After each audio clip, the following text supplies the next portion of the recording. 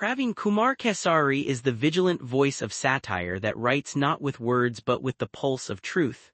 His pen both brings a smile and leaves a sting. Sometimes it cracks the walls of the system and sometimes it makes the silence within us speak.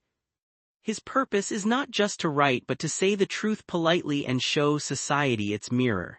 This time he has brought his new satirical work, Ganga Water Until Death, Pepsi-Cola While Living, a satire that is not just read or heard but felt deeply. The people of India have a very old habit. Whether sitting in London or in a street in Ludhiana, just before dying they want Ganga water at any cost. Because without Ganga water, the soul does not go to heaven, getting stuck at the railway platform. The reality is such that it seems the elderly person's breath is not hanging but the status report is dangling.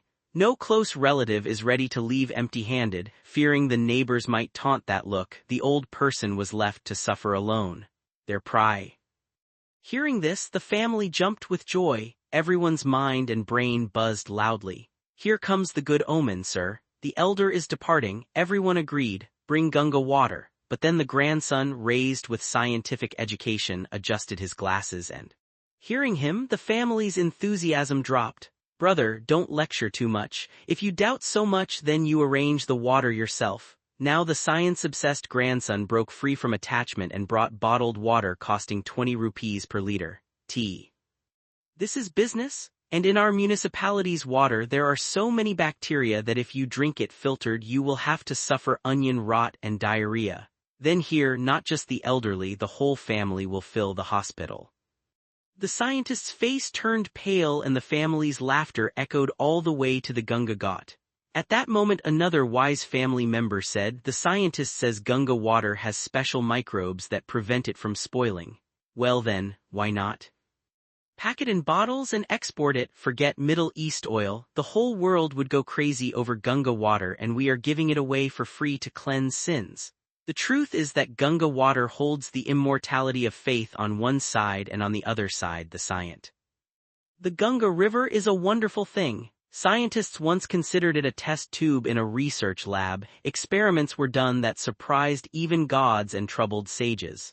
Factory waste, city filth, worship offerings, cremation ashes. But despite all this, no worms infest the Ganga water, meaning no matter how much poison is served, even the worms understand that this is not a tourist zone, the stomach will get upset. Scientists tried hard, some studied the Ganga for months.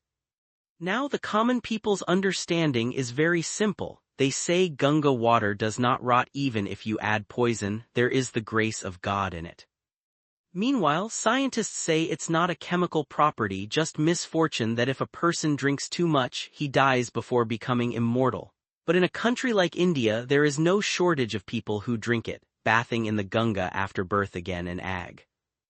Both conclusions are the same, Ganga water is immortal. Scientists are happy at least that worms do not breed in it. If even worms don't dare to stay here, then understand Ganga has reached the status of an antiseptic medicine.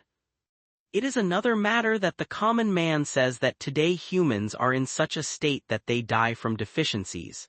The amazing germ-resistant power of Ganga water is still a mystery. Humans have polluted it, but Ganga still refuses to let worms become tenants.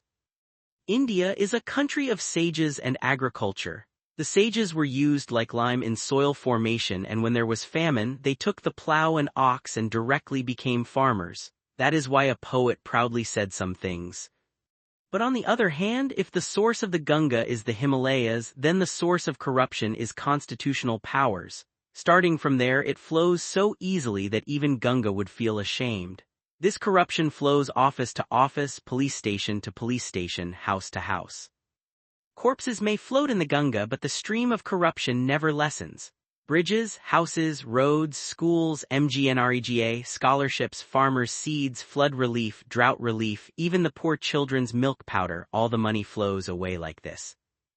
Now the whole world's custom is that where there is darkness there will also be light.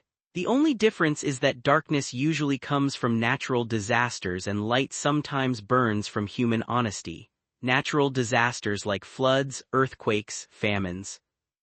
Therefore, if Ganga water does not rot despite pollution, then humans too should, by education, not let their honesty rot through corruption.